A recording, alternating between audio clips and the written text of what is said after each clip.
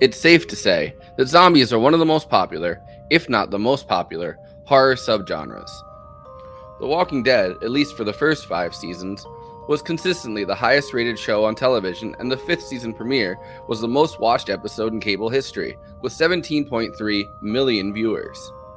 Welcome to Zombie Night Extravaganza. Last week, we started with George A. Romero's Night of the Living Dead. This movie invented the zombie genre, as we know it, and began shaping some definable rules. The rules really began to take shape with Romero's 1978 follow-up, Dawn of the Dead.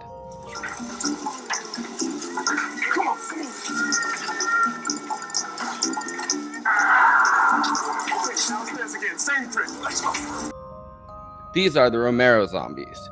They are generally slow-moving, their only impulse is to eat human flesh, and their initial cause is unknown.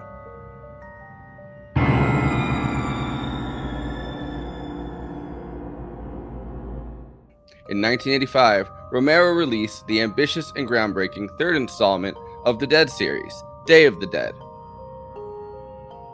where he showed that his zombies could remember some parts of their old identity, learn, and develop some new memories.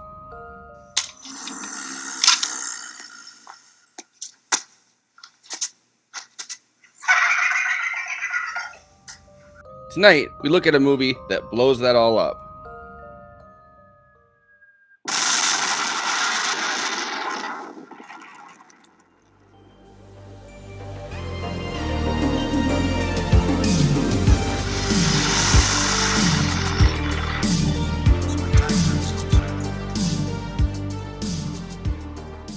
After Night of the Living Dead debuted, George A. Romero and co-writer John Russo disagreed on how to continue the series.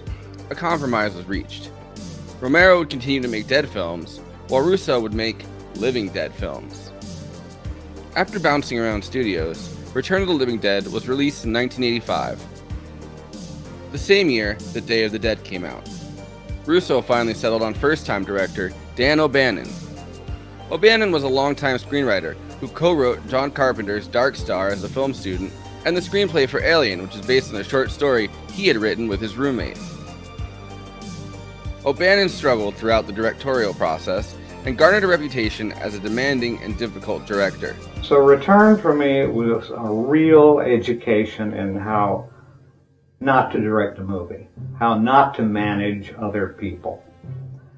And I wouldn't even consider directing until I had rethought the whole process.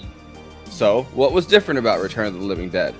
For one thing, it was a slapstick comedy that didn't take the horror element seriously to make social commentary like George A. Romero's films did.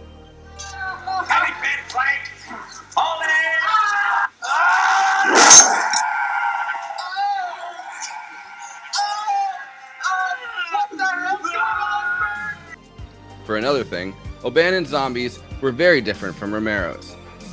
The film's canon is almost immediately established. Night of the Living Dead exists, as a movie, as does an unnamed George A. Romero, who has based it on true events. Let me ask you a question, kid.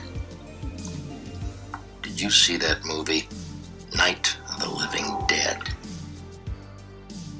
In the Living Dead films, the zombie outbreak has been caused by a strange chemical called 2,4,5-trioxin, which reanimates the dead, and is apparently also good on the ganja the US military has been experimenting with. The biggest change, pointed out almost constantly, is that O'Bannon creates fast zombies. Speedy little devils. They specifically crave brains because death is, apparently, extremely painful. I can feel myself rot. Another major change is that it's unclear whether zombie bites infect the bitten with trioxin. However, direct contact with trioxin will kill and reanimate any character unlucky enough to breathe in a dose. One other major change is that destroying the brain will not stop the zombies, nor will cutting off body parts. Each body part reanimates by itself. Despite being a silly slapstick comedy film, Return of the Living Dead is well loved as a fun, punk zombie entry.